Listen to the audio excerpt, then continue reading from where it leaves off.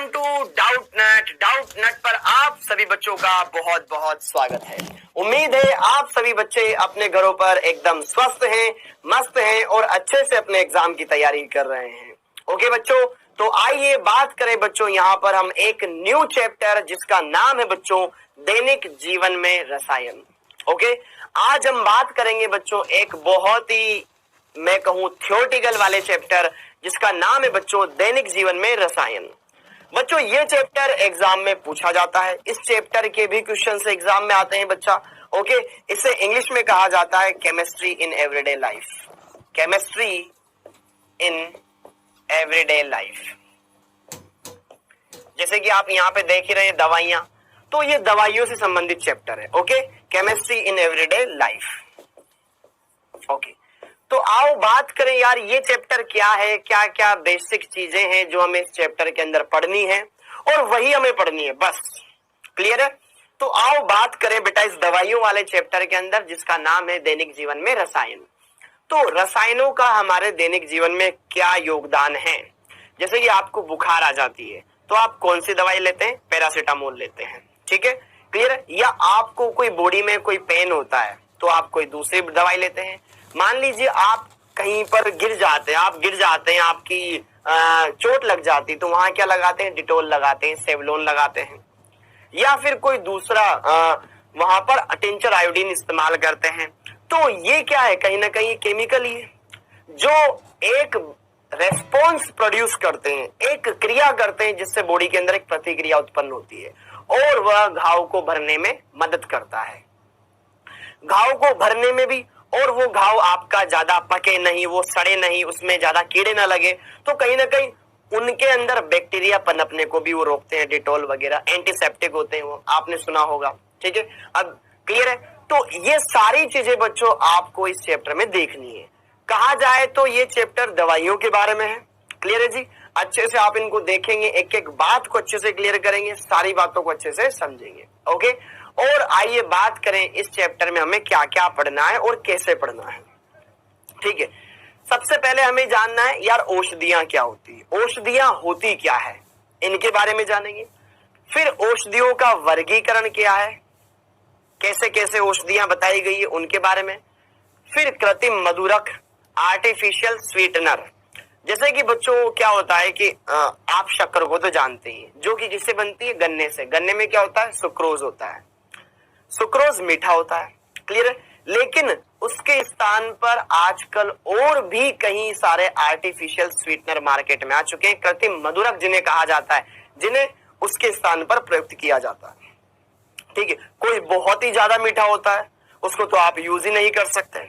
Okay, खाद्य परिरक्षक, खाद्य परिरक्षक का मतलब जैसे कि मान लो आपने अचार बनाया तो अचार में फफूंद न लगे, तो उसको क्या करते हैं अपन? अच्छे से उसमें ऑयल डालते हैं ताकि ये खराब ना हो, ठीक है। या बहुत सारी आइटम होती है जिसमें नमक डाला जाता है ताकि उसको सही तरीके से प्रिजर्व करके रख सके, उसको संरक्षित रख सके। तो यहाँ पर ये हमें पढ़ना है बच्चों।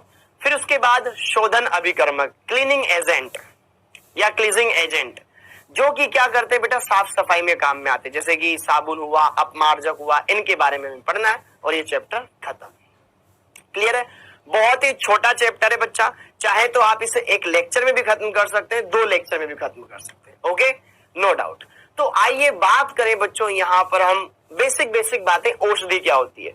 अब औषधि क्या होती है? सिंपल सी बात है यार, औषधि एक दवाई है जो हमारी बॉडी के लिए जरूरी है ताकि हम बीमार हो जाए तो उसको ठीक कर दे, है ना। जैसे कि मान लो किसी के बॉडी पेन हो रहा है, ठीक है, मान लो किसी को शोल्डर में पेन हो रहा है, या मान लो किसी को बुखार हो रही है, तो वो क्या करेगा? टेबलेट खाएगा।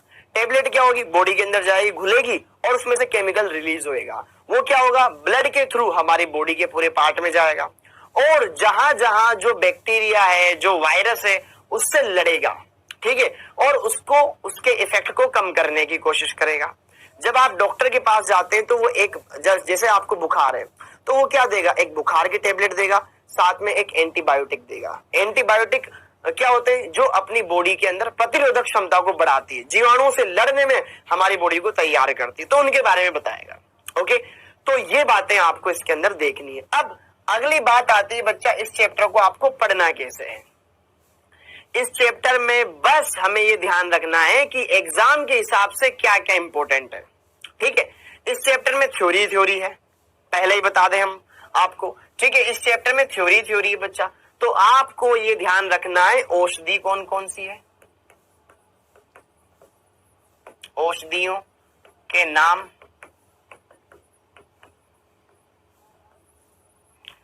औषधियों के नाम आपको ध्यान रखने बच्चा। ओके, क्लियर है। और उनके मतलब औषधियां और उनके उदाहरण, उनकी संरचना, बस जिसमें आपका काम कंप्लीट हो जाएगा। बस बाकी सब थ्योरी, बुखार के लिए कौन सी दवाई काम में आती है वो देखनी और उसकी संरचना देखनी। क्लियर है। ओके, तो आइए जरा बात करें यहां पर इनके बारे में। तो देखो ध्यान से, आज हम क्या करेंगे, इनमें से औषधियां क्या होती है, औषधियों का वर्गीकरण और कृत्रिम मधुरक, इन पर हम चर्चा करेंगे। तो बच्चों देखो ध्यान से बात की जाए, औषधि क्या होती है, मेडिसिन क्या है, दवा क्या है, ठीक है ना। औषधि ड्रग, ये क्या होती है, औषधि ड्रग कहलाती है। ड्रग, जो ड्रग्स होते हैं ना, आप ड्रग्स का मतलब वही होते होंगे नशीला पदार्थ, ऐसा नहीं है। ड्रग्स मतलब औषधि है बेटा, उसके हानिकारक प्रभाव भी है तो फायदे भी होते हैं उसके। तो देखो ध्यान से, आइए बात करें औषधि क्या है। जैसे कि मान लो आपने टेबलेट ली, टेबलेट कितनी छोटी सी होती है, लेकिन हमारे पूरे बॉडी के अंदर वो तंदुरुस्ती ला देती है, होता है।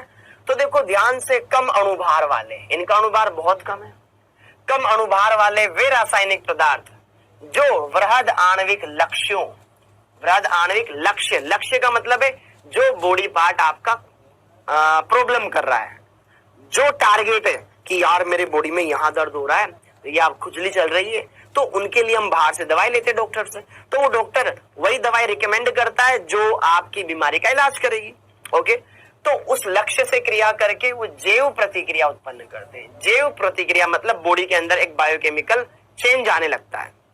ठीक है, जब यह जैव प्रतिक्रिया चिकित्सकीय और लाभदायक होती है तो इन रसायनों को औषधि कहा जाता है, मेडिसिन कहा जाता है।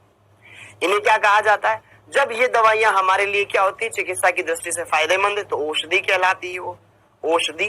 क्लियर है। और दवा, यहाँ पे यही बात है, दवा वह औषधि है जिसका उपयोग रोगों के निदान, निवारण, उपचार के लिए किया जाता है, दवा कहलाती है। कोई बात है इसमें जो आपको नहीं समझ में आई हो?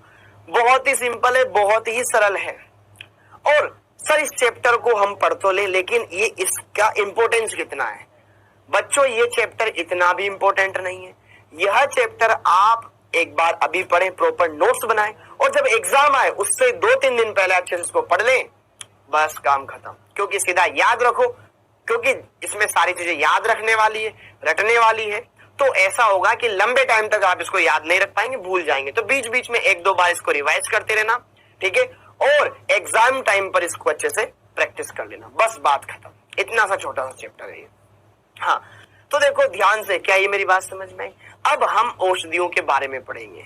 औषधियां समझ में आई कि यार जो हमारी बॉडी के लिए क्या, जिनका उपयोग रोगों के निदान के लिए, निवारण के लिए या उपचार में किया जाता है, औषधियां कहलाती है। अब आइए बात करें यहाँ पर इन औषधियों से संबंधित कुछ बातें कि यार इनका वर्गीकरण कैसे किया गया। तो देखो ध्यान से बच्चों, यहाँ पर ये औषधियां हैं, चिंता ना करें, इन सबकी संरचना मैं आपको याद करवाऊंगा, कैसे बनती है, क्या इसकी ट्रिक है, सब बताऊंगा। ओके, तो देखो ध्यान से बच्चों, यहाँ पर सबसे पहले औषधियों में आती है प्रतिरोधी। प्रतिरोधी को इंग्लिश में कहा जाता है एंटीसेप्टिक। कभी कभी ऐसा होता है बच्चों, हमें इनके इंग्लिश के नाम याद हो जाते हैं, हिंदी के याद नहीं होते। प्रतिरोधी, ठीक है, प्रतिरोधी, रोधी मतलब रोकने वाला, इसको इंग्लिश में कहा जाता है एंटीसेप्टिक। कितना अच्छा, एंटीसेप्टिक डिटॉल। एंटीसेप्टिक सुनते ही आपके दिमाग में आता होगा डिटॉल, अरे कोविड में काम आया था, कोरोना के समय पे हमारे घर में बहुत डिटॉल लाया सर, हम बहुत डिटॉल से नहाए, हमने कोरोना को घर में आने ही नहीं दिया। ओके, डिटॉल हमने यूज किया। आपको पता है डिटॉल में कौन सा केमिकल होता है, वो मैं आपको यहाँ बताऊंगा। सेवलोन होता है, उसके अलावा कुछ और भी होते हैं जो कि एंटीसेप्टिक के तौर पर इस्तेमाल किए जाते हैं, प्रतिरोधी के तौर पर इस्तेमाल किए जाते हैं। तो ये प्रतिरोधी क्या होता है बेटा? प्रतिरोधी वह औषधि है जो कि क्या होंगे, बैक्टीरिया हुए या वायरस हुए, उनको या तो मार देंगे या उनकी वृद्धि को रोक देंगे, बढ़ ना पाए बॉडी के अंदर। ठीक है, तो देखो ध्यान से यहाँ पर बात करें, जो सूक्ष्म जीवों, माइक्रो ऑर्गेनिज्म की वृद्धि को सजीव ऊतकों जैसे घाव, चोट या रोगग्रस्त त्वचा पर रोकती है या नष्ट करती है, प्रतिरोधी कहलाती है। ये क्या करेंगे बेटा, जो बैक्टीरिया है, जो माइक्रोब ऑर्गेनिज्म है, उनको जैसे कि कहीं चोट लग जाती है तो वहां पे इन्फेक्शन ना फैले, ठीक है, तो या रोगग्रस्त पार्ट है वहां पे इन्फेक्शन ना फैले, तो वहां पर जो बैक्टीरिया उनको या तो मार देगी या उनकी वृद्धि को रोक देगी, प्रतिरोधी कहलाती है। जैसे कि देखो बेटा कुछ साधारण प्रतिरोधी, डिटॉल, सेवलॉन, सिटेवलॉन, ठीक है बच्चा, नाम ध्यान रखिएगा इनका, फ्यूरासिन, सोफ्रामाइसिन, सोफ्रामाइसिन खुजली में इस्तेमाल की जाती है, ओके, एक्रीफ्लेविन, आयोडीन, मेथिलीन ब्लू, मर्क्यूरोक्रोम, केमेनोफोर। दवाइयों के नाम है, लिखवाऊंगा तब भी याद करने पड़ेंगे, सीधे सीधे याद कर लीजिए। डिटॉल है बेटा, सेवलोन है, सिटेविलोन है बच्चा, और यहां पर फ्यूरासिन, Soframycin, एक्रीफ्लेविन, iodine, methylene blue, mercurochrome और केमेनोफोर, पोटेशियम परमैंगनेट। ये क्या है बच्चा, कुछ वो एंटीसेप्टिक है जो कि त्वचा पर किसी भी बैक्टीरिया को पनपने से रोकते हैं, उनकी वृद्धि को रोकते हैं। समझ आया, क्लियर है? आगे देखो, अब देखो ध्यान से डिटॉल। बच्चा डिटॉल के बारे में डिटॉल के बारे में बच्चा ध्यान रख लेना। तो यहां पर क्या प्रतिरोधी समझ में आया? क्या यहां पर आपको ये प्रतिरोधी समझ में आया बच्चा कि प्रतिरोधी क्या है? इसके अंदर उदाहरण क्या क्या थे? डिटॉल था, सेवलोन था, सिटेवलोन था, okay, Furacin, Soframycin, acriflavine, iodine, methylene blue, mercurochrome और केमेनोफोर, ये है। अब देखो ध्यान से, डिटॉल के अंदर क्या क्या चीजें होती है। डिटॉल बेटा, डिटॉल के अंदर दो कंपोनेंट पाए जाते हैं, दो घटक होते हैं इसके अंदर। एक होता है क्लोरोजाइलिनोल, क्लोरोजाइलिनोल, और दूसरा होता है टर्पिनोल। इन दोनों का मिश्रण होता है डिटॉल। इसका जो डाइल्यूट फॉर्म है तनु, वह घाव आदि की सफाई में काम में आता है। अब ये क्या होते हैं दोनों में बताऊंगा, टेंशन ही नहीं लेनी है आपको, ओके। हाँ जी, ये हो गया। तो देखो ध्यान से बच्चों, क्लोरोजाइलिनोल, ये रही इसकी संरचना, टेंशन ही ना ले, मैं बताऊंगा आपको। और दूसरी संरचना ये रही टर्पिनोल। तो आपसे अगर ये पूछ लिया जाए डिटॉल में डिटॉल किस किस का मिश्रण होता है, तो आप ध्यान रखिएगा, chloroxylenol plus टर्पिनोल, chloroxylenol plus टर्पिनोल, Dettol ओल, डिटॉल क्लोरोजाइलिनोल प्लस टर्पिनोल। समझ में आया? उन दोनों का मिश्रण होता है डिटॉल। अब देखो ध्यान से, बाइथायोनोल। अब देखो ध्यान से, बाइथायोनल या बाइथायोनोल। हाँ जी, तो बाइथायोनल ये क्या होता है, साबुन में जैसे मिलाएंगे तो इसकी प्रतिरोधक गुण बढ़ जाते हैं, ठीक है। यह साबुन में मिलाने पर प्रतिरोधक गुण प्रदर्शित करता है। जैसे आपने देखो यहां पर और बताता हूं, जैसे आयोडोफोम, आयोडोफोम भी बेटा प्रतिरोधी का ही काम करता है। बोरिक अम्ल, ये आंखों को धोने में, सफाई में इस्तेमाल किया जाता है बेटा, बोरिक अम्ल, ठीक है, ओके, दुर्बल प्रतिरोधी है यहाँ पर ये। अब देखो ध्यान से इनके बारे में बात कर ले। तो बायोथायोनोल ये होता है। सर ये क्या है, समझ में ही नहीं आ रहा, बहुत ही डरावना लिखा हुआ है, अजीब अजीब लिखा हुआ है। कोई बात नहीं बच्चा, मैं हूं ना, ओके। और यहाँ पर ये दोनों बातें हैं। बोरिक अम्ल बेटा, बोरिक अम्ल का सूत्र होता है H3BO3, पी ब्लॉक में पढ़ाया जाता है ये, ओके। और आयोडोफोम का सूत्र होता है बच्चा CHI3, आयोडोफोम। अब देखिए बच्चा, यहां पर डिटॉल के अंदर, डिटॉल के संगठक कौन कौन से बेटा, क्लोरो जाइलिनोल प्लस टर्पिनोल, ये दो है। अब देखो ध्यान से, क्लोरोजाइलिनोल की संरचना क्या होती है बेटा, फिनोल बना लो, एक बना लिया, ऊपर लगा लो OH, उसके सामने लगा लो Cl, अगल बगल में CH3 लगा दो, खत्म। ये बन गया आपका क्लोरोजाइलिनोल। कोई दिक्कत है? क्लोरोजाइलिनोल ये बन गया। टर्पिनोल देखो, टर्पिनोल में क्या है, यहां पर बेंजीन नहीं होती है बाबू, यहां एक डबल बॉन्ड है, ये साइक्लोहेक्सीन है, साइक्लोहेक्सीन है। ऊपर लगा लो OH और यहां जोड़ दो बेटा आप CH3, फिर CH3, एक OH, ये कहलाता है आपका टर्पिनोल। इस यौगिक को कहा जाता है बच्चा टर्पिनोल। मैंने क्या कहा, इसके बढ़िया से नोट्स बना लो और अच्छे से एक दो बार पढ़ लो, फिर एग्जाम के टाइम पे देखना है इसको, कोई दिक्कत नहीं है। समझ आया? ये टर्पिनोल है और ये क्लोरोजाइलिनोल है। बेंजीन की जगह साइक्लोहेक्सीन है, डबल बॉन्ड वाले कार्बन पर OH, उसके सामने वाली स्थिति पर यहाँ पे जोड़ेंगे बच्चा हम क्या, ये कार्बन जिससे दो CH3 जुड़े हुए, एक OH जुड़ा हुआ है। देखो जरा क्या वही है, सॉरी यहाँ CH3, यहाँ CH3, ओके यहाँ CH3, आई मेड मिस्टेक, यहाँ CH3 था, हाँ यहाँ CH3, OH ही आ गया ना, टर्पिनोल ओल, यहाँ CH3, बस ये है। क्या मेरी बात क्लियर है? अब देखो यहाँ पर बाईथायोनोल, इसको देखिए बच्चा, अब यहां पर देखिए अलग से बाईथायोनोल,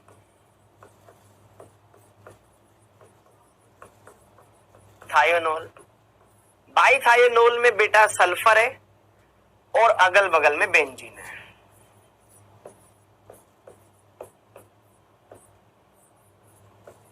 इसके सल्फर के जस्ट पास वाला ऑर्थो स्थिति इधर OH जुड़ा हुआ है, इसके ऑर्थो स्थिति इधर OH जुड़ा हुआ है, ठीक है। और यहां जुड़े हुए बेटा Cl Cl Cl Cl, ये बन गया बाईथायोनोल। देख लो जरा क्या ही दिक्कत है इसमें, कोई दिक्कत है? नहीं है, बिल्कुल नहीं है। बस आपको ये ध्यान रखना है, आपसे पूछ लिया जाए बताओ क्लोरोजाइलिनोल, टर्पिनोल और बाईथायोनोल क्या है, ये प्रतिरोधी है, ये ध्यान रखना, बस काम हो जाएगा। समझ आया? Are you getting my point? बस यह बातें ध्यान रख लेना, कहीं भी कोई भी दिक्कत नहीं आने वाली बाबू। अब देखो आगे, अब आगे बढ़ते हैं। अब हम बात करते हैं बच्चों विसंक्रामक डिसइंफेक्टेंट। आपके घर पे पोछा लगता होगा, आपकी मम्मी कभी कभी पोछा लगाते समय उसमें फिनाइल भी डालती होगी। आजकल मार्केट में टॉयलेट की सफाई करने के लिए हार्पिक का इस्तेमाल किया जाता है। वो क्या है? कीटाणुओं को मारने के लिए तो इस्तेमाल किया जाता है, वो डिसइंफेक्टेंट होते हैं, उनसे दूर रहना चाहिए।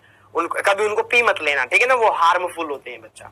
फिनाइल किसी ने पी लियो, आपने देखा होगा, न्यूज़पेपर में पढ़ा होगा अक्सर कि एक मतलब अबोध युवक ने फिनाइल पिया, उसकी मृत्यु हुई, ठीक है। जिसमें मतलब कम दिमाग होता है, मतलब थोड़े जो पागल वागल होते हैं तो ऐसे काम कर देते हैं, ठीक है, उनका तो कुछ नहीं कर सकते हम। लेकिन एक सिंपल जो एक नॉर्मल साधारण इंसान होता है उनको इनसे दूर रहना चाहिए। बस इनका काम जो है ना वही करना है इनका, और दूसरे काम में इनको यूज नहीं करना चाहिए।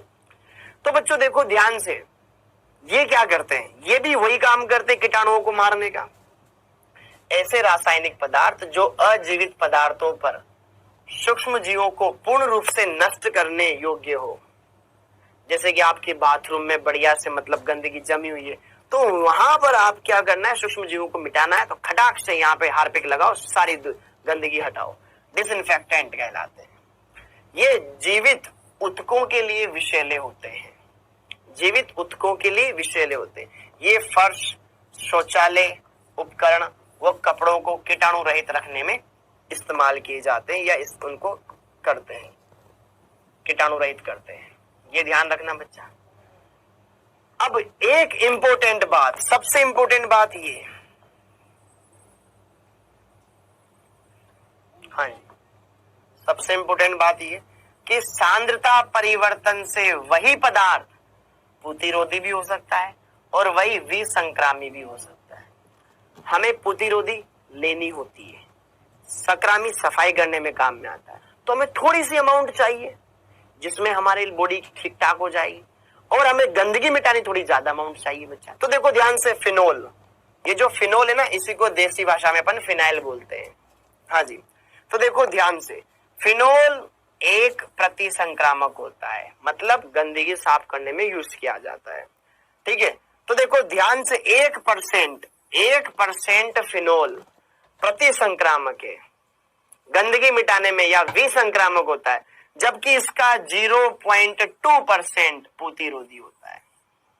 ओनली 0.2% ये प्रतिरोधी है, और 1% साफ सफाई करने में इस्तेमाल किया जाता है। क्या मेरी बात समझ में आई?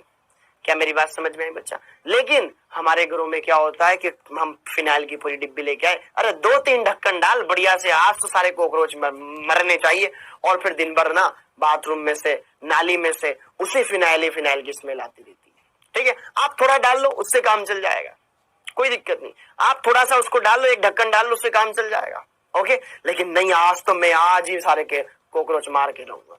क्लियर है? तो ये ध्यान रखिएगा।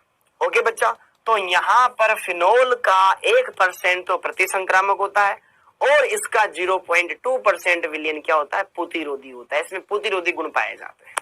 क्या ये बात समझ में? विसंक्रामक क्या होता है? क्लियर हो गया? डिसइंफेक्टेंट, इंग्लिश वाला वर्ड याद रख लो, डिसइंफेक्टेंट, कीटाणुओं को मारने वाला। ठीक है ना? लाइजोल, हार्पिक, ध्यान रहेंगे। आगे बढ़ते हैं। अब बात करते हैं बच्चों यहां पर अगला, पीड़ाहारी।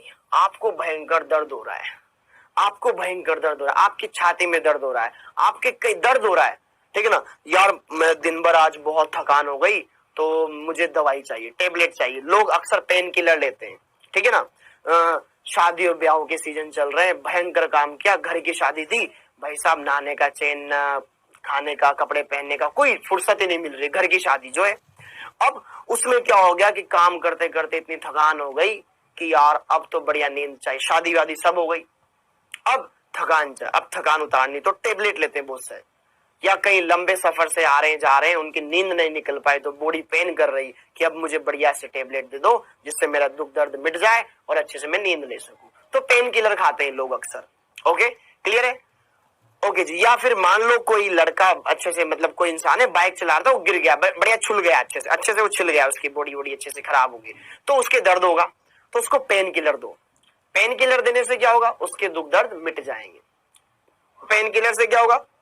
उसके दुख दर्द मिट जाएंगे, और मिट जाएंगे तो फिर वो ठीक ठाक काम करने लगेगा। तो देखो ध्यान से, यहाँ पर होता है क्या है, वे औषधियां जो दर्द से आराम दिलाती है पीड़ाहारी कहलाती है। पीड़ाहारी, पीड़ा को हरने वाली, एनाल्जेसिक, एनाल्जेसिक इन्हें कहा जाता है। ये दो प्रकार की होती है, एक जिनसे नींद आती है, एक जिनसे नींद नहीं आती। ठीक है ना? एक होती है स्वापक,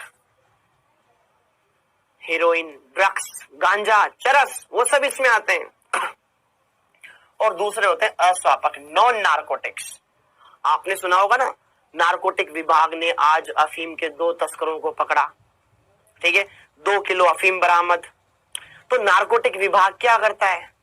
यही जो गैर इलीगल स्मगलिंग का काम करते हैं, ठीक है, उनको पकड़ करके थाने में बंद करता है। और बच्चों देखो एक खास बात, जो स्मगलिंग वाले केस होते हैं ना, उसमें जमानत भी नहीं होती है। आपने किसी को लड़ाई वड़ाई कर ली, उसके मारपीट कर दिया, उसमें जमानत हो जाती है। स्मगलिंग वाले केस में जमानत भी नहीं होती है। ठीक है, इनके अच्छे से केस बनते हैं बच्चा, क्योंकि ये गैर कानूनी, इलीगल है, क्योंकि वो बहुत जनता को नुकसान पहुंचाने वाला है। मारपीट करी एक इंसान के साथ करी, ठीक है, वो ठीक हो जाएगा, ज्यादा कुछ नहीं होगा, लेकिन ये तो पॉपुलेशन, मतलब एक गलत निर्देश जा रहा है ना। आपने मूवी देखी होगी उड़ता पंजाब, उसमें क्या दिखाया गया? नशे का सेवन दिखाया गया है। जब कोई मूवी स्टार्ट होती है थिएटर में, पहले क्या आता है? एड आता रहता है, ठीक है, नशीले पदार्थों से दूर रहें, इससे कैंसर हो सकता है, ब्ला ब्ला ब्ला, XYZ चीजें।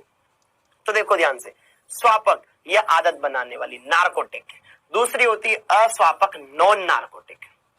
अब देखिए बच्चों, यहां पर स्वापक, नार्कोटिक, ये एल्केलॉइड होते हैं। एल्केलॉइड ये आगे का वर्ड है बच्चा, ये 12th तक काम नहीं आता है, बस आप इनको देखो और समझो। ठीक है, अब यहां पर आपको ये ध्यान रखना है, स्वापक के अंदर नार्कोटिक ड्रग कौन कौन सी है, नार्कोटिक ड्रग्स कौन कौन सी, ये आपको देखना है। ये मुख्यतः अफीम होती है। अफीम सुना होगा अफीम के बारे में, तो ओपीएम जिसे इंग्लिश में कहा जाता है, अफीम होती है। आपने ये भी सुना होगा कि अफीम की खेती हर एक नहीं कर सकता, उसके खेती करने के लिए सरकार के द्वारा जिन किसानों को पट्टे दिए जाते हैं, वही किसान खेती कर सकते हैं अफीम की। हर एक आदमी अफीम की खेती नहीं कर सकता, क्योंकि ये गैर कानूनी। और अफीम की खेती की सरकार बराबरी से जांच भी करती थी टाइम टू टाइम, कि कहीं कुछ कम तो नहीं हो गया, कहीं इन्होंने एक्स्ट्रा खेती तो नहीं कर ली खुद का फायदा पहुंचाने के लिए। सरकार इनकी खेती क्यों करवाती? क्योंकि इनसे दवाइयां बनती है, ज्यादा यूज कर लो तो फिर ये नशीला पदार्थ ही बन जाती है। तो देखो ध्यान से, अधिक मात्रा में लेने पर निद्रा और बेहोशी लाते हैं, ठीक है ना, और लोग फिर नशीले सेवन करने के लिए इनका उपयोग करते हैं। जैसे कि मॉर्फिन, कोडीन, हीरोइन। ओके, सुना होगा नाम, हीरोइन तो सुना ही होगा आपने, मॉर्फिन और कोडीन, इसमें दो और जोड़। अब देखो ध्यान से, अगर दूर से देखें तो इनकी संरचना एक जैसी दिखाई दे रही है, इसीलिए इनके गुण एक जैसे हैं, क्योंकि इनकी संरचनाएं समान है। ओके, हाँ जी। तो आइए जरा बात करें बच्चों यहां पर इनकी संरचना के बारे में। तो मॉर्फिन, कोडीन और हीरोइन ये क्या है? नशीले पदार्थ है बच्चा। ये क्या है? नशीले पदार्थ है। मॉर्फिन, कोडीन और हीरोइन ये क्या है? नशीले पदार्थ। और नशीले पदार्थों का सेवन स्वास्थ्य के लिए हानिकारक है, ये आपने पढ़ा होगा। अब देखो ध्यान से यार, ये वाला यौगिक, ये वाला यौगिक, ये वाला यौगिक, इनमें क्या है, कैसे हम इनको देखें? तो देखो मॉर्फिन एक बेंजीन, देखो एक 6 कार्बन की वाले, इधर बेंजीन है, यहां पर ये साइक्लोहेक्सेन है और ये साइक्लोहेक्सीन है। पहले देखो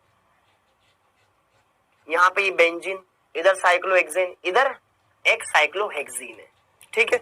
और यहां पर एक 5 कार्बन वाला एक चक्रीय ईथर बना हुआ है, सब बताऊंगा। देखो ऑक्सीजन, इधर भी कार्बन, इधर भी कार्बन, ये ईथर है। अब देखो ध्यान से, यहां पर भी ऐसा ही और यहां पर भी ऐसा ही। अब देखिए बच्चा, यहां पर क्या क्या बातें होगी, किस तरीके से होगी, आइए जरा हम इसको देखें और अच्छे से कंप्लीट करें। तो मॉर्फिन के अंदर क्या है?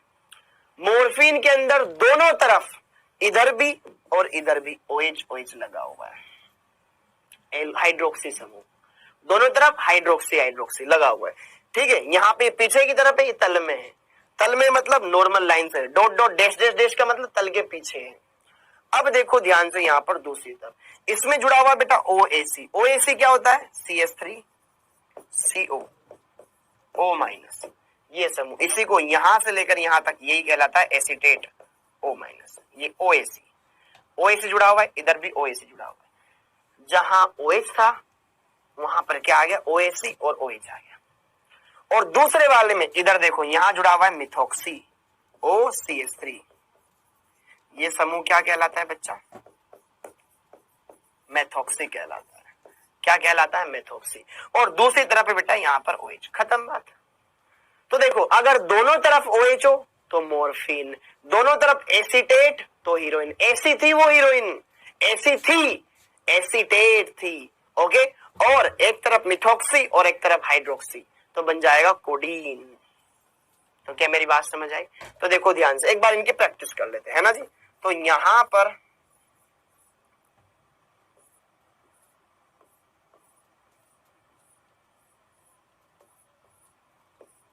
क्या ये इतना स्वरूप समझ में आया? यहां पर एकांतर क्रम में डबल बॉन्ड लगा लो, ठीक है, और इसमें यहां एक डबल बॉन्ड लगा लो, और यहां तो कहीं है ही नहीं जिक्र। अब देखो ध्यान से बेटा, इधर यहां पर क्या लगेगा? इसमें OH OH लगेगा, और उसमें क्या लगेगा बेटा? अब देखो ध्यान से, ऊपर क्या था सर? ऊपर क्या था? NCH3 था। देखो ध्यान से, NCH3 था, NCH3, बीच में 2 CH2, एक CH2 ये, एक CH2 ये डार्क क्यों बता रखा है? डार्क बेटा इसलिए बता रखा है, तल के बाहर निकल रहा है, ये तल के बाहर, ये तल के बाहर निकल रहा है, तल के बाहर निकल रहा है, ठीक है, ओके, इसलिए डार्क बता रखा है। तो देखो ध्यान से, इस वाले कार्बन से, देखो ध्यान से, ये वाला कार्बन इससे जुड़ेगा, देखो ध्यान से, यहां पर लिखा हुआ है ये आगे की ओर, तल से आगे की ओर, यहां लिखा हुआ है NCH3। यह क्या करता है? यह क्या करता है? किस कार्बन से जुड़ता है? इस वाले कार्बन से जुड़ता है, इस वाले कार्बन से, ठीक है। तो यहां पर ये कहां जुड़ेगा? इस वाले कार्बन से जुड़ेगा, इससे यहां पर इस तरीके से, ये आगे की, तल के आगे की ओर के बंदे, ये तल के आगे, इसको डार्क इसलिए दिखा रखा है ताकि ये आगे की तरफ निकले हुए, समझ आया? ये हो गया।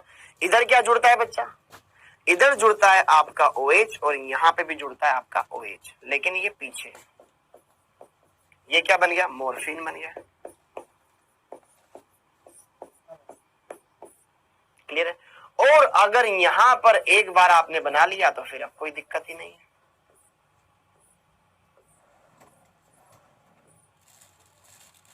हाँ जी, अब तो कोई दिक्कत ही नहीं है, ठीक है। इतनी बात क्लियर हुई?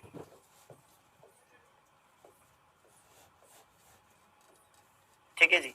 और यहां था आपका क्या? NCH3, इससे क्या जुड़ा हुआ था, CH2, फिर CH2, फिर वो यहाँ जुड़ा हुआ था तल के आगे की ओर। इस तरीके से आप इसको थोड़ा डार्क करके बता सकते हैं। इतना काम तो सही था।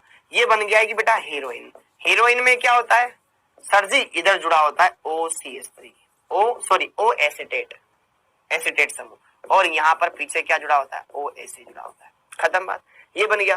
और अगर मुझे क्या बनानी है बेटा, कोडीन बनानी है, तो कोडीन में क्या होएगा भैया, अब सीन समझ में आने लग गया होगा आपको। हाँ जी, आपको सीन अच्छे समझ में आने लग गया होगा बच्चा कि कोडीन में क्या होएगा। अरे सर कोडीन में यहाँ पे क्या आएगा, यहाँ पर आएगा बेटा OCH3 मेथॉक्सी समूह, और इधर आएगा बेटा हाइड्रोक्सी समूह। बाकी तो वही है NCH3, यहां से बेटा ये 2 CH2 तल के आगे होकर इससे जुड़ जाएंगे। क्या ये बात समझ में आई, इस तरीके से क्लियर है। तो ये बन जाएगी आपकी कोडीन, ये बन जाएगी आपकी कोडीन। तो यहाँ एसिटेट होता है हेरोइन में, ऐसी थी वो हीरोइन, यहाँ पे हाइड्रोक्सी, हाइड्रोक्सी, और इसमें एक CH3 की OH हटा के CH3 जोड़ दो, खत्म बात है। H हटा के CH3 जोड़ दो ऑक्सीजन से, ये बन जाएगा आपका कोडीन। तो समझ में आया, तीनों की संरचनाएं समान इसलिए इनके गुण भी समान है। Clear, okay. अब देखो ध्यान से आगे, अब आगे अस्वापक, वो सारी की सारी नींद आती थी उनसे, बेहोशी होती है, ठीक। अब देखो अस्वापक, जिनसे नींद नहीं आती, जिनसे नींद नहीं आती, ठीक है। देखो ध्यान से, इस भाग से संबंधित दर्द निवारक औषधियां, दर्द का निवारण तो ये भी करती है, दर्द निवारक तो ये भी है, प्रभावशाली प्रतितापक, जैसे कि मान लो ताप का मतलब जब तापमान बढ़ जाए, प्रति मतलब उसका विरोध करने वाला, तापमान को घटाने वाली। आपको बुखार आ रही है, ज्वर, ज्वर मतलब क्या होता है, बुखार, तो ज्वर रोधी एंटीपायरेटिक। आपकी बॉडी का टेम्परेचर बहुत ज्यादा बढ़ा हुआ है, भयंकर बुखार आ रही है, जब मौसम चेंज होता है अक्सर तो बॉडी गर्म मतलब बॉडी ढलने लगती है, तो उस टाइम पे बुखार भी आ सकता है।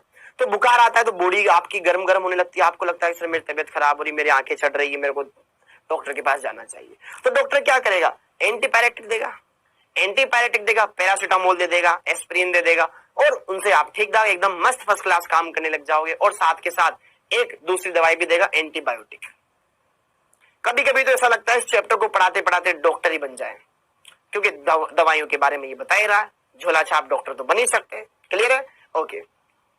तो देखो ध्यान से, लेकिन ऐसा नहीं करना। हाँ, तो ज्वर कम करने वाली होती है, जैसे कि आइबुप्रोफेन, आइबुप्रोफेन, नेफ्रोजेन, एस्पिरिन, नेवोल्जिन, ध्यान रखना।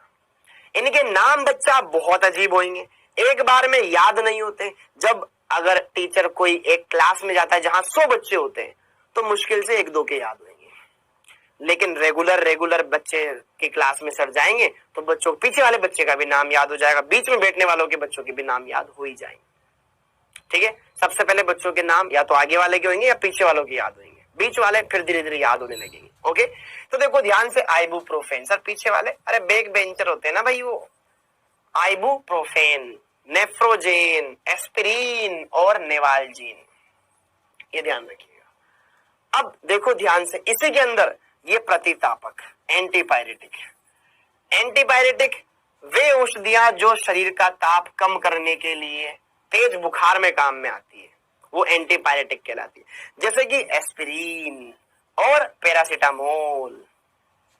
ये क्या है सर, आओ जरा देखें। देखो एस्पिरिन क्या होता है बच्चा, ये आपने राइमल्टिमान अभिक्रिया पढ़ी होगी, उसके अंदर एक सैलिसिलिक अम्ल भी बनता है, ऑर्थो हाइड्रोक्सी बेंजोइक अम्ल, जिसे सैलिसिलिक अम्ल कहा जाता है, वहां इसके निर्माण भी पड़ा होगा। तो होता है क्या है बच्चों, ऊपर जुड़ा होता है एसिटेट समूह और यहां जुड़ा होता है COOH, इसे आप एसिटिल बेंजोइक अम्ल भी बोल सकते हैं। ये एसिटिल समूह और ये बेंजोइक अम्ल, यही होता है आपका एस्पिरिन, एस्प्रीन, सही लिखा, एस्पिरिन, एस्पिरिन, ठीक है ना, एसिटिल बेंजोइक अम्ल, एसिटिल बोल दो इसको या एसिटॉक्सी बोल दो, एसिटिल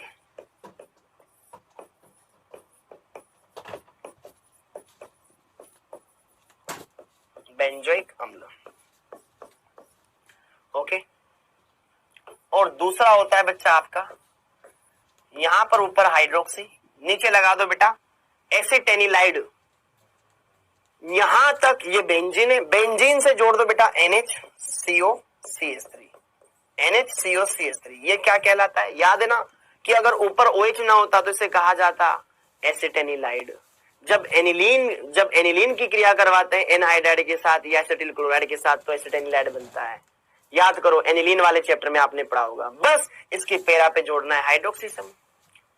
अरे समझ आया? पैरा हाइड्रोक्सी एसिटेनिलाइड बन गया, यही कहलाता है आपका पैरासीटामोल। तो आपसे कोई पूछ ले कि पैरासीटामोल का रासायनिक सूत्र क्या होता है तो आप बता सको, अरे पैरासीटामोल, पैरासीटामोल इसका रासायनिक सूत्र होता है पैरा हाइड्रोक्सी एसिटेनिलाइड।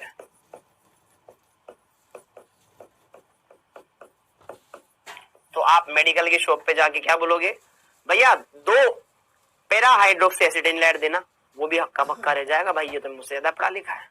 या वो कहेगा भाई आगे जा, ठीक है ना। फिर उसको कहो भाई पैरासीटामोल दे, तो फिर वो 2 पत्ते हरे पत्ते वाली गोलियां देगा, ठीक है ना। हाँ जी, अब देखो ध्यान से, एसिटिल बेंजोइक अम्ल, ये तो है ही से, ये समझ में आ गया। तो ये दोनों क्या करती है, ताप कम करने में काम में आती है, ठीक है जी। ओके, अब देखो अगली दवाइयां। हाँ जी, ट्रैंक्यूलाइजर, शांत करना। जैसे कि मान लो आपने सुना होगा कि जो गांव जंगल के आसपास होते हैं वहां पे अक्सर पैंथर आ जाता है, बाघ वगैरह आ जाता है, जंगली जानवर आ जाते हैं, भालू वगैरह आ जाते हैं, तो उनको पकड़ना, वो तो जंगली है, उनके पास तो इंसान जा नहीं सकते हैं। जंगली सूअर आ गया खेतों में, या शेर आ गया, बाघ आ गया, तो क्या करना पड़ेगा, उनको बेहोश करके ही तो पकड़ा जा सकता है। ऐसे अगर सामने जंगली जानवर आ जाए, भाई पालतू थोड़ी ना है वो, जो कुछ नहीं करेंगे, रोटी देते हैं चुप हो जाएंगे, ऐसा थोड़ी ना, वो तो जंगली, उनको तो इंसान देखते ही डर लगेगा, फटाक से हमला करेंगे। तो उनको तो कंट्रोल करना मुश्किल है, या तो जाल वाल लेना पड़ेगा या फिर उनको इंजेक्शन दिया जाएगा दूर से, ठीक है ना। तो वो क्या करेगा, इंजेक्शन उनकी बॉडी में जाएगा और उनको बेहोश करने में काम में आएगा। या कोई आदमी जब पागल हो जाता है, जिसको आपने मूवी देखी हो सलमान खान, तो वो जब पागल हो जाता है, ठीक है, जब उसके साथ वो पूरा सीन होता है, क्रिएट होता है उस मूवी में, तो वो पागल हो जाता है, तो उसको पागल खाने ले जाया जाता है। जैसे आगरा में पागल खाना है, तो उनको दवाइयां दी जाती है। वो कभी कभी दीवार से सिर पीटने लगते हैं, मार लेते हैं, तो कभी खुद का नुकसान न कर ले तो डॉक्टर उनको शांत रहने के लिए कुछ दवाइयां देते हैं। या मान लो कोई लेडीज ऐसी है जो बहुत ही ज्यादा प्रताड़ित हुई है, तो वो भी परेशान होते हैं, उनको शांत करवाया जाता है, तो उन पर ये ट्रैंक्विलाइजर इस्तेमाल किए जाते हैं। क्लियर है बच्चा? तो देखो ध्यान से, इसमें क्या है, वे रासायनिक पदार्थ जो शरीर के केंद्रीय तंत्रिका तंत्र, नर्वस सिस्टम को शून्य कर दे।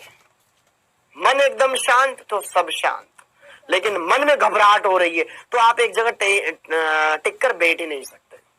सेंट्रल नर्वस सिस्टम पर क्रिया करके मन को शांति दिलाता है, ठीक ना। Clam, keep calm, Kameng effect इन्हें कहा जाता है। प्रशांतक कहलाता है, शांत करने वाला, क्योंकि यह पदार्थ मस्तिष्क रोग में काम में आते हैं। जैसे कि कोई मान लो किसी को मानसिक बीमारी हो, हाँ जी, तो मानसिक बीमारी, अब वो तो यार क्या ही करे, उसको बीमारी है, वो जानबूझ के थोड़ी ना कर रहा है, ठीक है। तो ऐसे लोगों का मजाक नहीं बनाना चाहिए।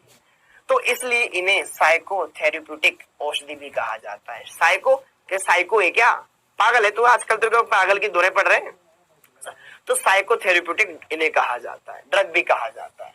ये 2 प्रकार की होती है, एक होती है मन को शांति देने वाली सेडेटिव ड्रग और हिप्नोटिक, और दूसरी होती है मन प्रसन्न करने वाली मूड एलिवेटर्स, जो आपके मन को प्रसन्न करे, आपको खुशी महसूस हो। ओके, हाँ जी बच्चों, तो देखो ध्यान से, शांतिदायक, ये नाड़ी तनाव, मतलब आपके नर्वस टेंशन को, आपको बहुत ज्यादा टेंशन, यार रिजल्ट आने वाला, पता नहीं घबराहट हो रही, बेचैनी हो रही है, यार पता नहीं पिताजी देखेंगे तो क्या बोलेंगे, आज तो मेरे हाथ से ये टूट गया, गाड़ी गिर गई, पता नहीं पिताजी क्या बोलेंगे, बहुत टेंशन हो रही है ना। तो भैया आप क्या, मतलब बहुत ही ज्यादा घबराहट हो रही है किस चीज को लेकर के, क्लियर है? हाँ जी। तो यहाँ पे ये काम में आती है, इसमें आती है बेटा रेस्पाइन और बारब्यूटेरिक अम्ल। बारब्यूटेरिक अम्ल एवं इनके व्युत्पन्न, एवं इनके व्युत्पन्न इसमें काम में आते हैं। अब आपके मन में ये आ रहा होगा सर बारब्यूटेरिक अम्ल क्या है? ये सर नो भाई, ये बारब्यूटेरिक अम्ल क्या है, ये क्या बला है बारब्यूटेरिक अम्ल, ये भी आ ही रहा होगा दिमाग में। तो देखो ध्यान से, बारब्यूटेरिक अम्ल भी मैं आपको बता ही देता हूं। खास बात इसमें कोई अम्लीय समूह होता ही नहीं है, मतलब बारब्यूटेरिक अम्ल, कार्बोक्सिलिक अम्ल ऐसा होता ही नहीं है। इसमें क्या है बेटा, ये 3 O जुड़े होते हैं, यहां लिखा होता है NH, ये वलय का हिस्सा है NH, और एक NH यहां लिखा होता है, ये है आपका बारब्यूटेरिक अम्ल। तो इसके व्युत्पन्न इससे बनाए जाते हैं अलग अलग यौगिक, तो वह उन्हें कहा जाता है बारब्यूटेरेट। इनके व्युत्पन्नों को क्या कहा जाता है बच्चों? बारब्यूटेरेट्स।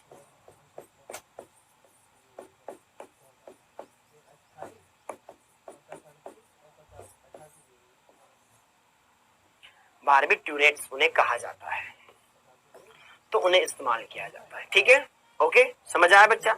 ये क्या करते हैं? शांति प्रदान करते हैं, बॉडी को टेंशन फ्री रखवाते हैं। अब आगे देखो, हाँ जी, मन प्रसन्न करने वाले या प्रति अवसादक औषधियां जो मूड को एकदम मस्त कर दे, एंटी डिप्रेसेंट। यार मेरे को तो बहुत टेंशन हो रही, डिप्रेशन में चला जा रहा हूं मैं तो, ठीक है ना, सुना होगा ना आपने, जैसे कि सुशांत सिंह राजपूत ने फांसी लगा ली, बहुत ही ज्यादा तनाव में चला गया, तो वो क्या लेते थे? डिप्रेशन को कम करने के लिए दवाइयां लेते हैं। भाई दवाइयां क्यों लेनी, आदमी को ऐसे काम ही क्यों करने? देखो, मौत सबसे आसान चीज है, मर जाओ काम खत्म, जीना मुश्किल है ना? तो जो जीकर दिखाए वही इंसान है, असलियत में तो यही बात बोली जा सकती है बच्चा।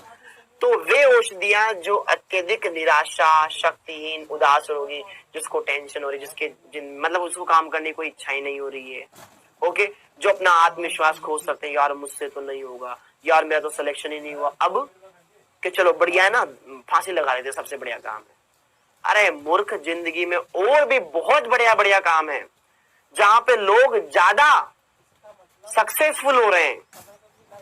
क्लियर है? क्या कोई बंदा डॉक्टर बनता है या इंजीनियर बनता है, क्या वही सक्सेसफुल है? क्या उसके अलावा दुनिया में कोई दूसरे इंसान सक्सेसफुल नहीं है जो पढ़ करके आगे बढ़िया फ्यूचर बना रहे हैं? कि आप तो बोलोगे सर क्रिकेट खेल लो, हम क्रिकेट ही नहीं खेलते।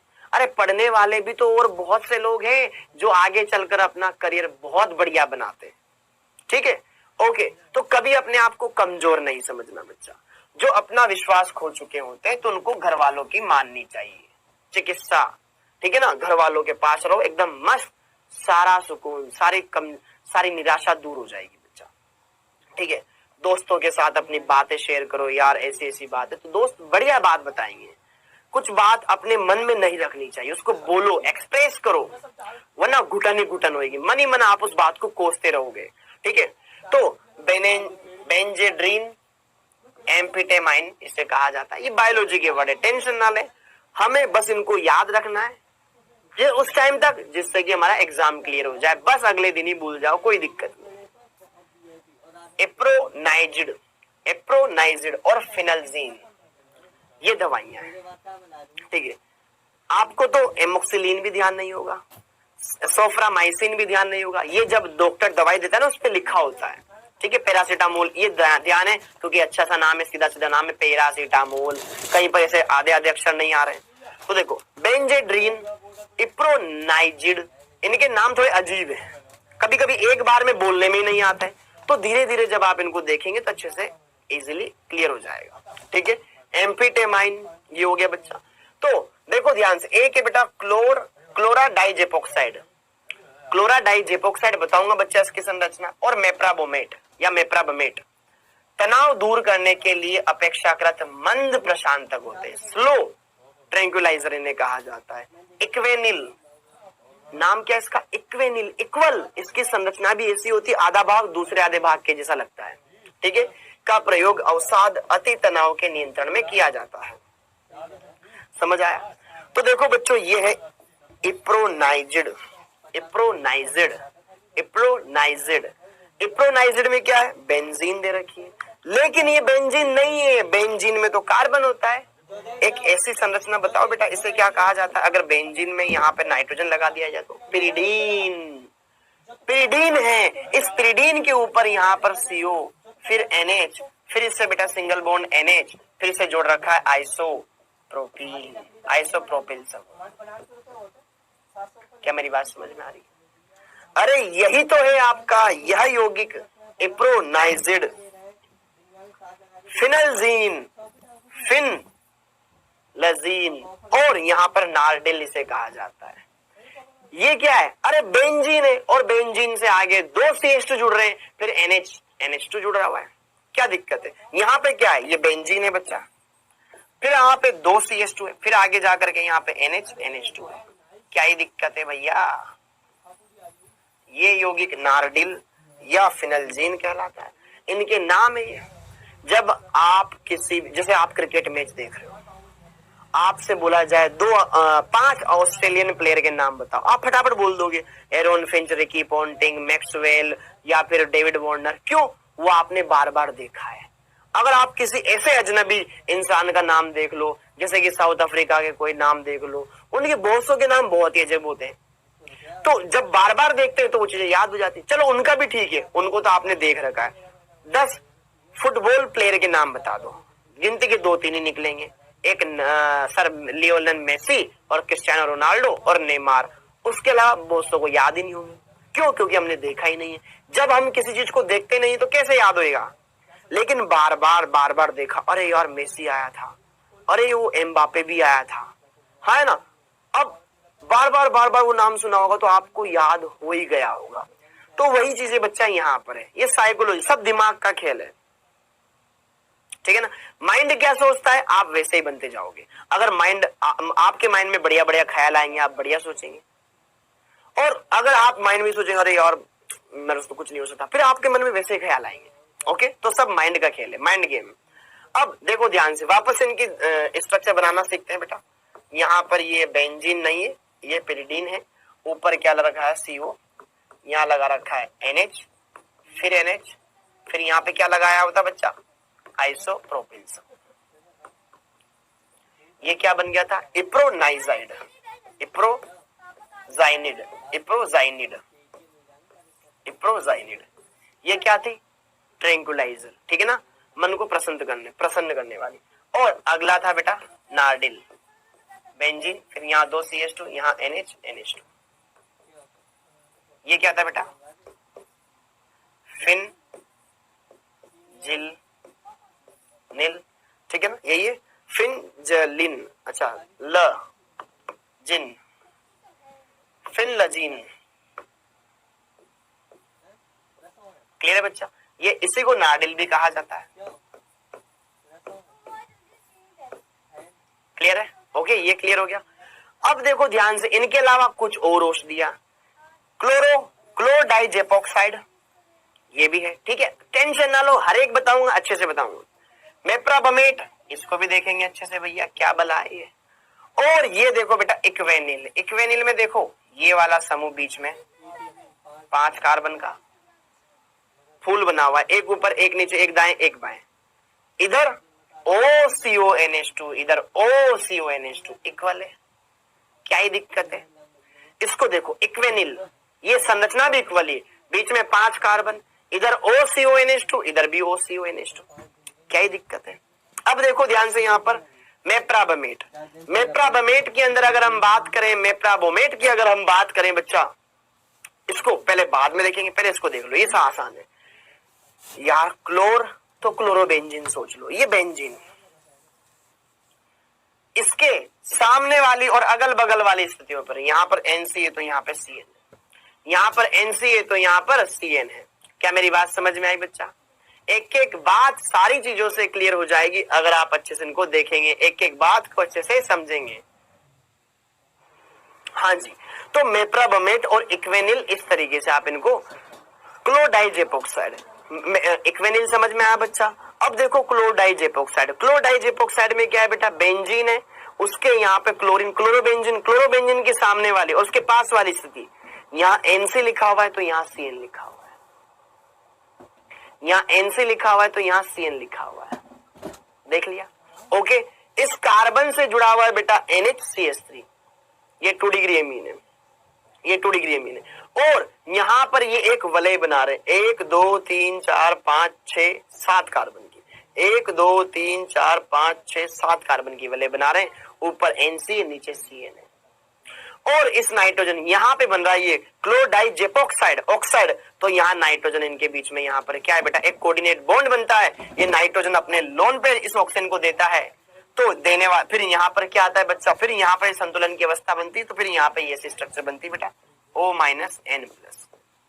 इस प्रकार की बात इसमें आती है। नाइट्रोजन ने दिया, देने वाले पे धनावेश, लेने वाले पे ऋणावेश, इस तरीके से।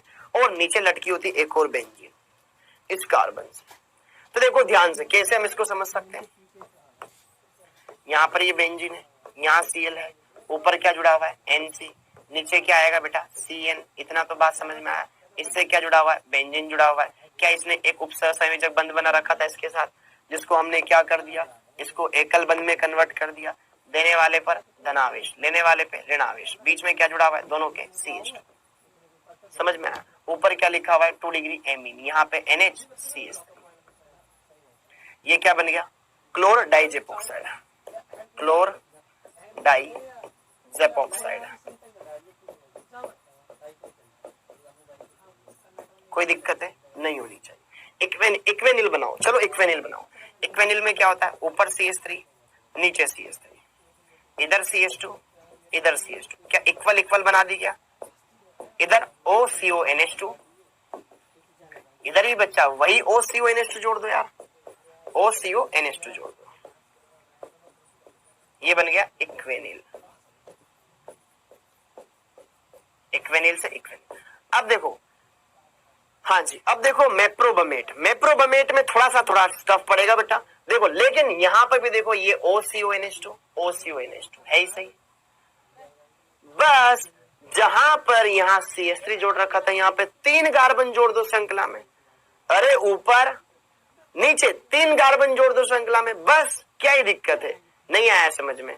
देखो ना यार, ऐसा ही मैंने बना दिया, ऊपर CH3 लगा दिया सर, इधर CH2 OCONH2 लगा दिया, इधर यही समूह जोड़ दिया, CH2 OCONH2 लगा दिया, और यहां पर लगा दिया CH2 फिर CH2 फिर CH3, खत्म बात। यहाँ एक की बजाय 3 जोड़ दिए, ये बन गया मेप्रोबमेट।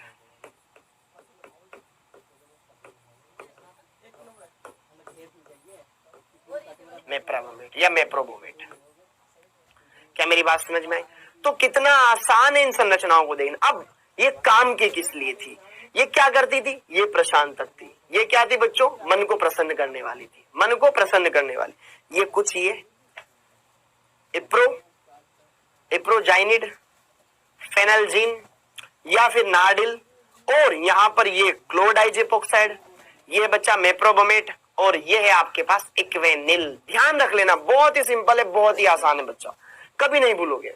अब देखो ध्यान से आगे, अब देखो चेतना शून्यक या निश्चेतक औषधियां बेहोश करने में। किसी का जब ऑपरेशन होता है तो उसको पहले क्या किया जाता है, बेहोश किया जाता है, या पर्टिकुलर कोई पार्ट सुनने का, जैसे कि मान लो किसी का हाथ की सर्जरी हो रही है, तो पूरा बेहोश करने की बजाय उसका हाथ ही शून्य कर दो, ठीक है, कोई दिक्कत, या तो जेल लगा दो या स्प्रे लगा दो या वहीं पर कोई इंजेक्शन लगा दो, जिससे कि वो पार्ट शून्य हो जाए, ताकि उसका ऑपरेशन करने में कोई दिक्कत ना आए, ठीक है। या अगर किसी इंसान को सर ये नहीं किया जाए तो क्या होगा बेटा, उससे नुकसान ही नुकसान है। क्या होगा अभी बताऊंगा मैं, इसके बारे में बताऊंगा। देखो ध्यान से, जैसे कि मान लो कोई आदमी है, उसका पेट का ऑपरेशन हो रहा है, ठीक है, उसका पेट का ऑपरेशन हो रहा है, पता नहीं उसके किडनी विडनी में कोई प्रॉब्लम आ रही। अब उस डॉक्टर ने उसका पेट फाड़ रखा है, अब बीच में उसकी आंख खुल गई, ठीक है, वो देखेगा उसका पेट फटा हुआ है, वो वैसे मर जाना है, ठीक है। देख पाओगे पेट खुद से फटा हुआ है, आपके हाथ वाथ सब बाहर निकले हुए, कितना अजीब लगेगा, वो घबरा जाएगा, पता चला कि इधर उधर कहीं ऑपरेशन से कटवट लग जाए तो नुकसान हो जाएगा। तो उसको एकदम शांत, तभी तो होगा काम। हाँ जी, अब देखो ध्यान से, चेतना एनेस्थेटिक, उसको एनेस्थेशिया दिया जाता है, एनेस्थेशिया दिया जाता है उसको, ठीक है। वे रासायनिक पदार्थ सामान्य या स्थानिक लोकल दर्द के प्रति चेतना शून्यता लाते हैं। ये 2 प्रकार के होते हैं, या तो सामान्य जनरल वे में सीधा सुई लगाओ पूरी बॉडी ही सुन्न, या स्थानिक जो केवल किसी पर्टिकुलर पार्ट को सुन्न करने के लिए यूज किया जाता है। हाँ जी, एक होते सामान्य चेतना शून्यक जनरल एनेस्थेटिक, एक होते स्थानिक चेतना शून्यक लोकल एनेस्थेटिक। लंबा ऑपरेशन करना हो सामान्य चेतना, ये बेहोशी लाते हैं, इन्हें बड़े सर्जिकल ऑपरेशन के समय पर यूज किया जाता है। अब अलग अलग फॉर्म में गैसीय रूप में दे सकते हो, द्रव रूप में दे सकते हो। गैसीय रूप में देखो ध्यान से, आप नाइट्रस ऑक्साइड दे सकते हो। नाइट्रस ऑक्साइड क्या होता है? N2O।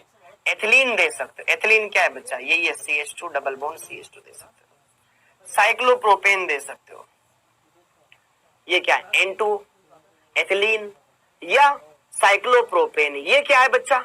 ये है आपके यहाँ पर गैसीय रूप में दिए जाने वाले एनेस्थेटिक या मैं बोलूं चेतना शून्यक। द्रव रूप में क्लोरोफॉर्म सूंघा दो, बेहोश हो जाएगा। क्लोरोफॉर्म देखा होगा ना आपने एक मूवी में कि जॉनी लीवर क्या करता है, सभी के मुंह पे क्लोरोफॉर्म सूंघाता है और खुद भी सूंघ लेता है, फिर फाइनली खुद भी बेहोश हो जाता है। ओके, डाइविनाइल ईथर, आजकल ये ईथर ज्यादा प्रयुक्त में लिए जाते हैं, ठीक है, क्योंकि ये जहरीले नहीं होते हैं, ये आमतौर पर इजिली बॉडी को नुकसान नहीं पहुंचा, लेकिन क्लोरोफॉर्म नुकसान पहुंचा सकता है। क्लियर? डाइविनाइल ईथर, सोडियम पेंटाथेल, सोडियम पेंटाथेल ये इस्तेमाल किए जाते हैं बच्चा, ठीक है, द्रव की फॉर्म में। क्लोरोफॉर्म हो गया, विनाइल ईथर हो गया बच्चा, डाइविनाइल ईथर हो गया और सोडियम पेंटाथेल ये यूज किया जाता है। अब सामान्य चेतना शून्यक लोकल, छोटे से भाग के लिए, ये शरीर के छोटे से भाग को चेतना शून्यक बनाते हैं। इन्हें मोटे ऑपरेशन, छोटे ऑपरेशन के समय पर इस्तेमाल किया जाता है। जैसे कि देखो जेली फॉर्म में, जेल नुमा जेल निकाली और वहां पार्ट पे लगा दी, ठीक है, ऑक्सीलोकेन, ऑक्सीलोकेन इसे कहा जाता है बच्चा। अब जेल से काम न चले, स्प्रे छिड़क दो, स्प्रे से शून्य कर दो, ethyl chloride, ethyl chloride, ethyl chloride इस्तेमाल कर सकते हैं। इंजेक्शन के फॉर्म में प्रोकेन दिया जाता है, ये केमिकल से, ठीक है ना, ऑक्सीलोकेन, प्रोकेन, एथिल क्लोराइड ये दिए जाते हैं। समझ में? ये क्या करने में काम आता है? ये बॉडी को सुन्न करने में, एनेस्थेटिक बेहोश करने में इस्तेमाल किए जाते हैं। समझ आया बच्चा? क्लियर है? तो एनेस्थेटिक समझ में आया। एक होते हैं जनरल और एक होते हैं स्थानिक। तो जनरल गैसीय रूप में, द्रवीय रूप में, गैसीय रूप में कौन से दिए जाते हैं? गैसीय रूप में दिए जाते हैं नाइट्रस ऑक्साइड या एथिलीन या साइक्लोप्रोपेन, और द्रव्य रूप में क्लोरोफॉर्म देख लो या डाइविनाइल ईथर देख लो या सोडियम पेंटाथेल देख लो, ये प्रयुक्त किए जाते हैं। ओके, तो एक एक बात आप अच्छे से इनको देख सकते हैं, अच्छे से समझ सकते हैं। कोई दिक्कत है बच्चा? क्लियर है? ओके, तो ये सारी बातें समझ में आई, एक एक बात अच्छे से आप क्लियर कर सकते हैं। अब देखो ध्यान से आगे, अब देखिए आगे, प्रतिजैविक, प्रतिजैविक। अब ये प्रतिजैविक क्या होता है? एंटीबायोटिक। जब डॉक्टर किसी बीमार व्यक्ति को बुखार की दवाई देता है, मतलब जो जिसको बुखार आई, उसके साथ में एंटीबायोटिक भी देता है, ये बॉडी को जीवाणुओं से लड़ने के लिए प्रतिरोधक क्षमता देती है, प्रदान करती है। प्रारंभ में ये रासायनिक पदार्थ सूक्ष्म जीवों के द्वारा बनाए जाते हैं, ठीक है, हम इनको दूसरे सूक्ष्म जीवों से से मिलकर बनाते ताकि वो उससे लड़ सके आसानी से, जैसे कि कवक हो गया, बैक्टीरिया हो गया या फफूंद हो गया। ये क्या करेंगे? दूसरे वाले को रोकेंगे और खुद बढ़ने लगेंगे, ठीक है ना। ये दूसरे सूक्ष्म जीवों की वृद्धि को रोकते हैं अथवा पूर्णतः विनाश करते हैं। ये संक्रामक रोग की चिकित्सा में प्रभावी होते हैं। क्या मेरी बात समझ में आई बच्चा? ये हाँ जी, तो ये बात समझ में आई बच्चा कि प्रतिजैविक क्या है? वे रासायनिक पदार्थ जो कवक, फंगस इनसे बनाए जाते हैं, ये क्या करेंगे? दूसरे की वृद्धि को रोकेंगे। क्लियर है? तो यह उनका पूर्णतः विनाश कर देंगे, उनको कंप्लीटली डिस्ट्रॉय कर देंगे। ये संक्रामक रोग की चिकित्सा में प्रभावकारी होते हैं। अब देखो ध्यान से, जीवाणु अथवा अन्य सूक्ष्म जीवियों के उस परास को जिस पर किसी प्रतिजीवाणु का प्रभाव होता है, उससे प्रतिजीवाणु कहा, उससे प्रतिजीवाणु के स्पेक्ट्रम की तरह अभिव्यक्त किया जाता है। ये लाइन क्या है, इसको समझो। जैसे कि मान लो आपकी बॉडी में कोई जीवाणु है, कोई वायरस आ गया, उस वायरस को रोकने के लिए हमने क्या लिया? प्रतिजीवाणु लिया, जो उसको वृद्धि को रोके। प्रतिजीवाणु मतलब एंटीबायोटिक ली। एंटीबायोटिक क्या करेगी? उसको रोकेगी, उसको मारेगी। तो अब वह एंटीबायोटिक कितने क्षेत्र में अपना असर दिखाता है? उसी को कह रहे हैं अपन उसका स्पेक्ट्रम, कितना फैलाव है उसका।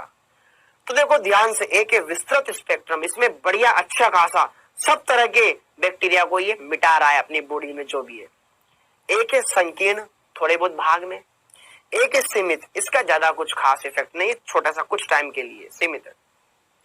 तो देखो ध्यान से बच्चों, जो प्रतिजीवाणु, प्रतिजीवाणु का मतलब क्या है? एंटीबायोटिक।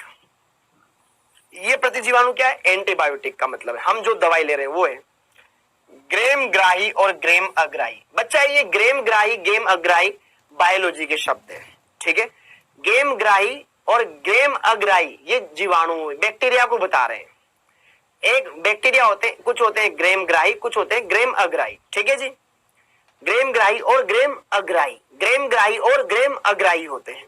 ओके, तो यह प्रतिजीवाणु क्या करते हैं? इन दोनों को, दोनों ही प्रकार के जीवाणुओं के विस्तृत परास का विनाश करते हैं। दोनों का ही विस्तृत विनाश करते हैं अथवा निरोध करते हैं, उनको बढ़ने से रोकते हैं।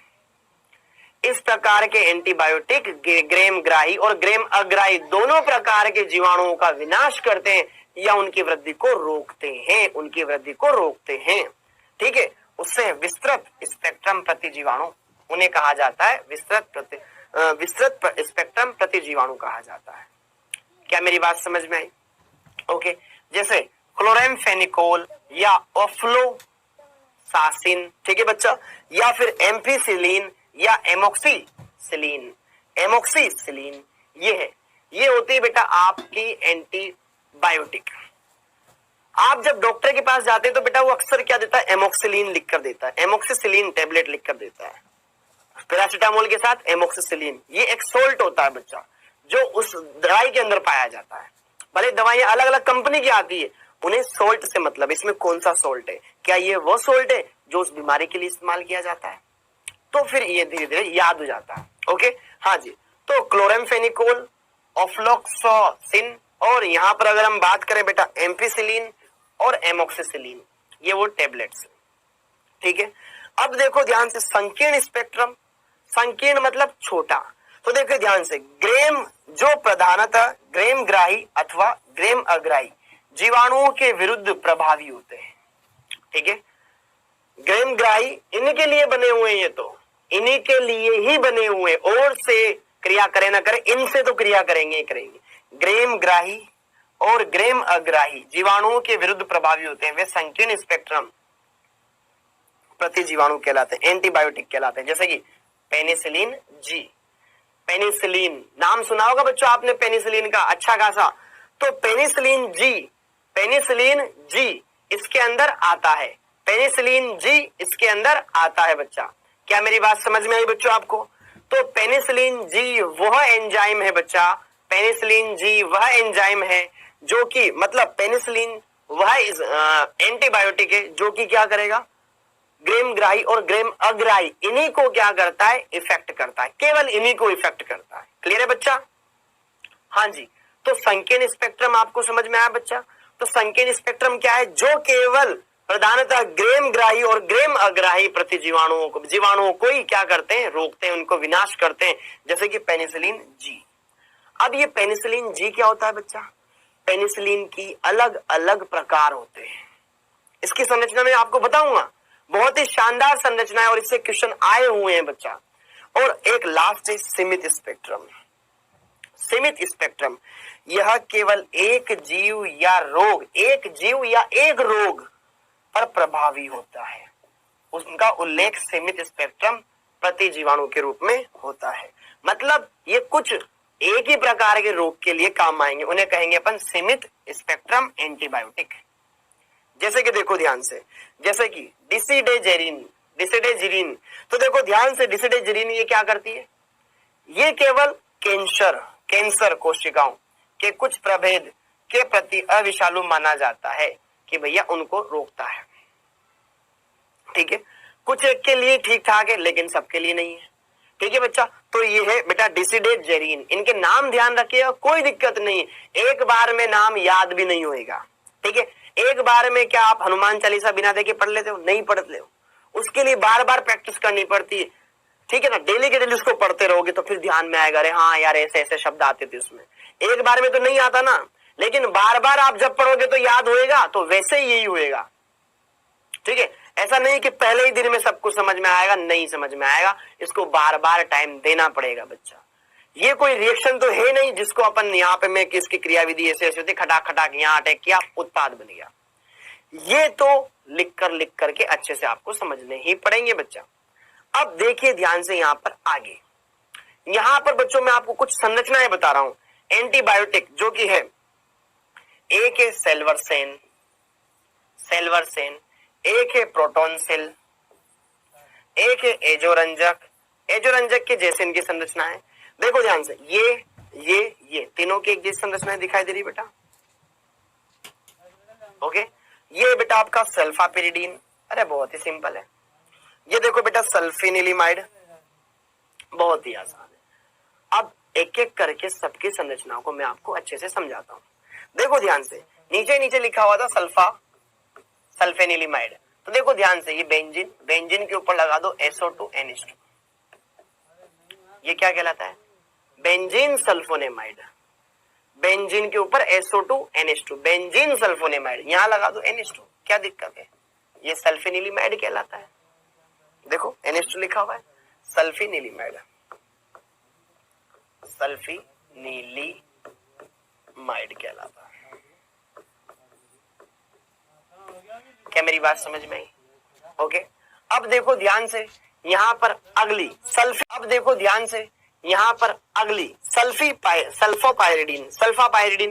सल्फापाइरिडीन में क्या है यार, इसका ये जो SO2 है, देखो SO2 लिखा हुआ है, यहाँ NH2 लिखा हुआ है। इस NH2 का एक H हटा दो, एक H हटा दिया, क्या एक ही H बच गया, उससे पिरिडीन जोड़ दो, पिरिडीन वाले जोड़ दो नाइट्रोजन के पास वाले कार्बन से। पिरिडीन वाले जानते हो ना, पिरिडीन ऐसी तो होती है,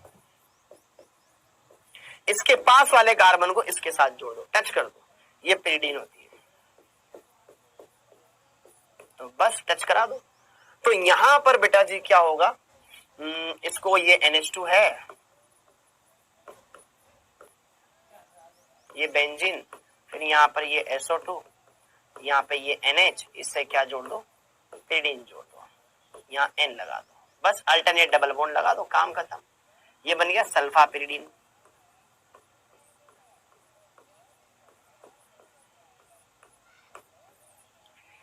ये क्या है, एंटीपायरेटिक है। अब देखो ध्यान से बाकी, अब यहाँ पे ये क्या है, एजोरंजक।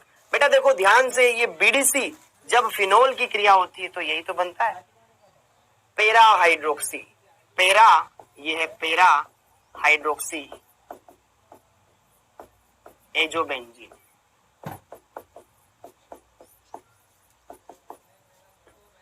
पेरा हाइड्रोक्सी एजोबेंजीन, नारंगी फिनोल। जब यहां पर BDC की अभिक्रिया, जब BDC की अभिक्रिया फिनोल के साथ होती है तो यहां पर यही रंजक बनता है, बच्चों पढ़ा रखा है, ठीक है। और ये होता है फिनोल O फॉर ऑरेंज, नारंगी रंजक। तो इनके जैसे ही संरचना इनकी बता रखी है, ये यहां पर उसका यूज हुआ है। तो देखिए, अगर मैं उसको आपको सेल्वरसेन की संरचना बताऊं या प्रोटोन सेल की संरचना बताऊं, दोनों बहुत ही समान है एक दूसरे से। यहाँ पर आर्सेनिक दे रखा है, इसमें नाइट्रोजन के बीच में बंध दे रखा है। ओके, देखो ध्यान से, इसमें ये दो विपरीत वाला कार्बन, इसका OH, इसका OH, देखो एक दूसरे के विपरीत है, वो ऊपर है तो ये नीचे है, इसका NH2 ऊपर है तो इसका NH2 नीचे है, बस इनको जोड़ दो भाई, क्या दिक्कत है, सेल्वरसेन बन जाएगा। देखो ध्यान से, ये बेंजीन, एक और बेंजीन, यहाँ पे क्या आएगा, आर्सेनिक, फिर क्या आएगा, आर्सेनिक आएगा, ठीक है। ये से देखो आ गया, ठीक है, ये ऊपर वाले से तो ये इधर नीचे वाले से जुड़ जाएगा, खत्म बात। इसका OH नीचे तो उसका OH ऊपर, इसका NH2 ऊपर, देखो ध्यान से, NH2 ऊपर है, इसका NH2 नीचे, ये बन गया S4 सेल्वरसेन।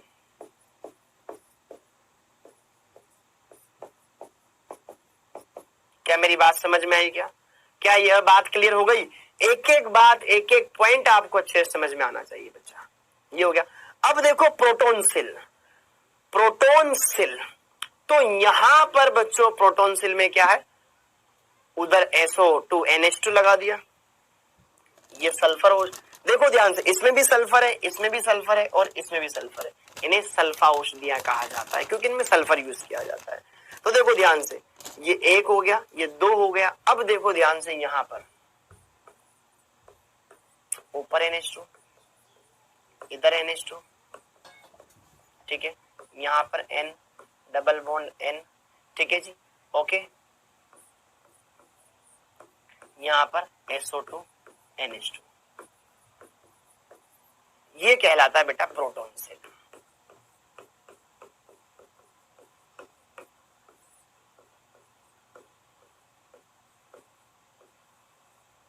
ये कहलाता है प्रोटोनसिल। तो देखिए ध्यान से, इसमें भी सल्फर, देखो ध्यान से, इसमें भी सल्फर यूज किया गया है, इसमें भी सल्फर यूज किया गया है और इसमें भी सल्फर यूज किया गया है, तो इन्हें सल्फर औषधियां भी कहा जाता है, इन्हें सल्फा औषधियां भी कहा जाता है, सल्फा औषधियां भी कहा जाता है, इन्हें सल्फा औषधियां भी कहा जाता है। क्या मेरी बात समझ में आई बच्चा? इन्हें सल्फा औषधियां भी कहा जाता है। तो इस तरीके से बच्चों आप इनको अच्छे से समझ सकते हैं, एक एक बात को अच्छे से क्लियर कर सकते हैं। क्या मेरी बात समझ में आई? एक एक बात, एक एक टॉपिक क्लियर हुआ बच्चा? ओके। अब देखो ध्यान से इसकी बात की बात, जैसे कि यहाँ पर कुछ और भी ड्रग्स लिखी हुई बेटा, इनको हम अगली क्लास में कर लेंगे, ठीक है। थोड़ा पढ़ो लेकिन अच्छा पढ़ो, थोड़ा पढ़ो लेकिन अच्छा पढ़ो, ये बाद वाला पार्ट हम अगली क्लास में कर लेंगे, कोई दिक्कत नहीं है, कोई दिक्कत नहीं है बच्चा। अब देखो आगे, अब देखो आगे, हाँ जी। तो देखो ध्यान से बच्चों, अब हम बात करें यहाँ पर 1 मिनट रिवीजन के बारे में। तो आज के लेक्चर में हमने क्या देखा? आज के लेक्चर में बच्चों हमने ये बात की है कि आज हमने क्या पढ़ा। आज के लेक्चर में हमने ये देखा कि औषधियां क्या है, औषधियों का वर्गीकरण कैसे कैसे किया गया है, एक एक बात क्या होती है, वो सारी बातें बच्चों हमने अच्छे से देखी और एक एक बात को अच्छे से क्लियर भी किया। तो अब चलिए बढ़ते हैं बच्चों प्रश्न की ओर। तो पहला प्रश्न आपकी स्क्रीन पर ये रहा, क्विज टाइम। एस्पिरिन कहलाता है, एस्पिरिन कहलाता है, किसे एस्पिरिन कहा जाता है बच्चा? किसे एस्पिरिन कहा जाता है? मेथिल सैलिसिलिक अम्ल, एसिटिल सैलिसिलेट या मेथिल सैलिसिलेट या एसिटिल सैलिसिलिक अम्ल, बताओ बच्चों किसे कहा जाता है यहाँ पर एस्पिरिन? बोलो बच्चों, बताइए किसे कहेंगे हम एस्पिरिन? ओके, अगला क्वेश्चन नेक्स्ट। पैरासीटामोल है, पैरासीटामोल है, ये किस में काम में आती है? ये दर्द निवारण में काम में आती है या ज्वर को रोकने में काम में आती है? बताओ बच्चा, पैरासीटामोल है, क्या है पैरासीटामोल, किस में काम में आती है?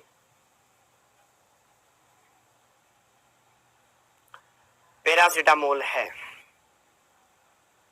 ओके, दर्द निवारक, जड़नाशक दोनों या प्रतिरोधी है, क्या है ये? आइए बात करें दोनों प्रश्नों के आंसर के बारे में। तो बेटा जो एस्पिरिन होता है उसका जो दूसरा नेम होता है वो क्या होता है? वो होता है बच्चा इसका एसिटिल सैलिसिलिक अम्ल, एसिटिल सैलिसिलिक अम्ल इसे कह सकते हैं OCOCH3, यहाँ पे COH। अच्छा सुनो, यहाँ पर मैंने आपको एक जगह इसका नाम लिखवाया था, इसको मैं सही करवा देता हूँ। हाँ जी, यहाँ पर जब मैंने आपको ये पढ़ाया था बच्चा एस्पिरिन, एस्पिरिन यहाँ पर इसके नेम में चेंज कर लीजिएगा क्योंकि इसका H हटा के हमने एसिटिल समूह जोड़ा। अगर यहाँ पर ये H होता तो ये सैलिसिलिक अम्ल कहलाता, अगर यहाँ पे H लगा होता सैलिसिलिक अम्ल तो इसे कहा जाता है एस्पिरिन, सॉरी एसिटिल सैलिसिलिक अम्ल, सैलिसिलिक अम्ल इसे कहा जाता है। क्लियर? अब बढ़ते हैं बच्चों आगे। हाँ जी, तो ये पहला क्वेश्चन समझ में आ गया, उसका आंसर समझ में आ गया बच्चों आपको? ओके, हाँ जी। अब बात करते हैं यहाँ पर दूसरे क्वेश्चन के आंसर के बारे में। क्लियर?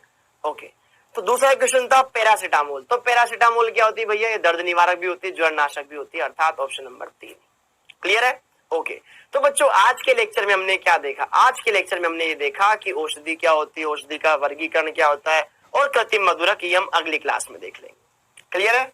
ओके, तो ये सारी बातें बच्चों हमने देखी और अच्छे से क्लियर की। ओके, हाँ जी।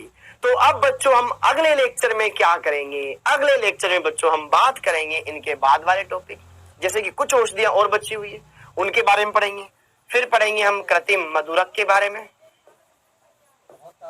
ओके, और फिर हम पढ़ेंगे बच्चों खाद्य परिरक्षक के बारे में।